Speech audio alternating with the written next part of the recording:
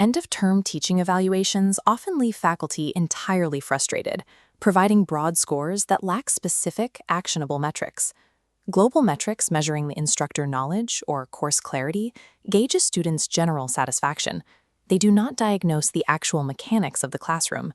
Even a direct question like, "Were the grades fair?" offers no practical utility. If a student answers no, the instructor has no way of knowing whether the issue was the assignment design, the rubrics, or the feedback format. Because average evaluation forms offer limited guidance on specific behaviors, instructors often use their own history as students to decide how to handle grading. This research paper by Linda Holmes and Lois Smith offers a mechanism to bypass vague evaluations entirely. Rather than asking about general fairness, the researchers cataloged specific qualitative irritations students experience regarding faculty grading methods. Crucially, they isolated the mechanical grading process. Their data ignores the actual letter or percentage grade the student received, focusing solely on how the instructor evaluated the work. The researchers divided their analysis into two distinct academic domains: subjective marketing strategy essays and objective quantitative accounting problems. By treating student complaints as raw diagnostic data, we can identify the exact points of friction and reverse engineer a transparent, effective grading architecture.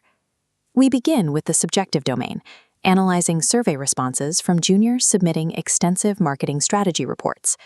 This data table categorizes the specific student complaints regarding essay grading. Notice that over half of the irritations isolate the instructor's feedback mechanism itself, rather than the final score. The highest frequency complaint sits in the top row. Over 1/3 of the class, 36.1%, are irritated by receiving minimal or no explanation for their grade. Looking at the second row, another 15.7% complain that instructors provided only negative criticism without strategies for improvement. These statistics stem from a common academic practice known as minimalist grading. Faced with high enrollment, faculty attempt to optimize their grading speed by using shorthand codes, checkmarks, and brief, isolated symbols in the margins of student papers. The instructor intends to save time, assuming the student understands the subtext of an exclamation point. The student, however, is left staring at an ambiguous mark with zero context. When the criteria for success remain hidden inside the instructor's head, students lose their sense of control over their academic outcomes.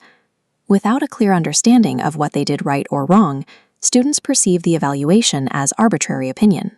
This directly demoralizes them and inhibits their effort on subsequent assignments. Optimizing purely for faculty speed creates a communication breakdown that stalls the learning loop, ending the educational process the moment the paper is returned. The prevailing professional misconception assumes that mathematical grading is a purely objective process that is completely immune to any inherent human bias. The study's second dataset tests this assumption by analyzing responses from accounting majors submitting quantitative homework and exams. This table displays the accounting survey results. The data reveals that the primary point of friction in mathematics is highly subjective, the assignment of partial credit. According to the top row, 23.2% of complaints stem from an all-or-nothing grading approach, where no partial credit is awarded. The second row shows 21.4% of students frustrated that faculty failed to trace their procedural steps to identify where the math went wrong. A third major group complains about being penalized for using alternative, yet mathematically valid, procedures, simply because they did not match the instructor's preferred method. Assessing a multi-step written problem requires an instructor to make subjective decisions about how to weigh a simple arithmetic error against a core conceptual failure. Making these weighting decisions on the fly creates measurable grading inconsistencies across a classroom, resulting in low reliability measures for the assessment as a whole. If equivalent mathematical errors result in different partial credit scores for different students, the evaluation becomes unexplainable and feels deeply unfair. Quantitative grading suffers from the exact same structural flaw as subjective grading. It fails to standardize the rules of evaluation and fails to communicate the value of partial understanding.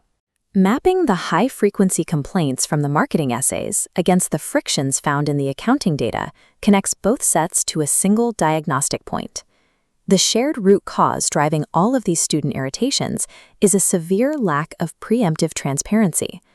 By waiting until after a student submits their work to decide how errors will be penalized, instructors are forced into defensive, ad hoc, and inconsistent grading patterns.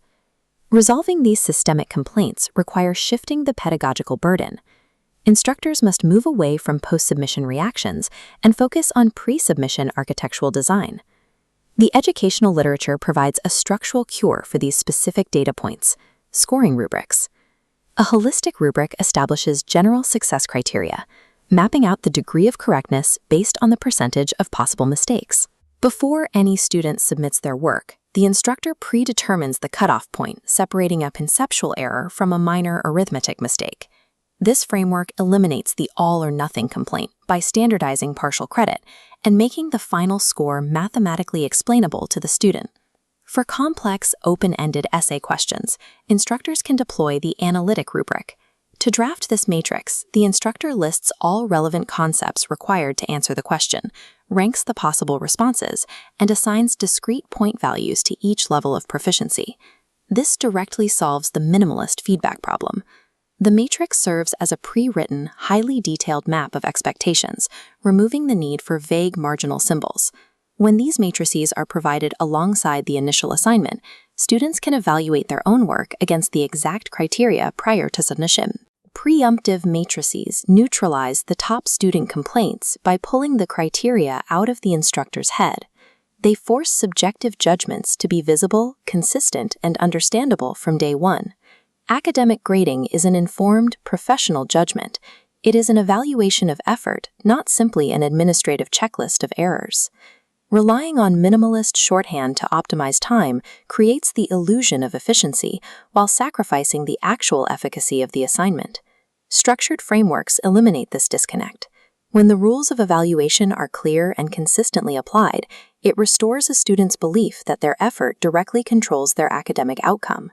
Faculty must prioritize objectivity and respect for the student as a fellow scholar. That respect begins with clear communication of standards. Rigorous pedagogical design transforms the grading process from an opaque point of friction into an active, high-yield learning.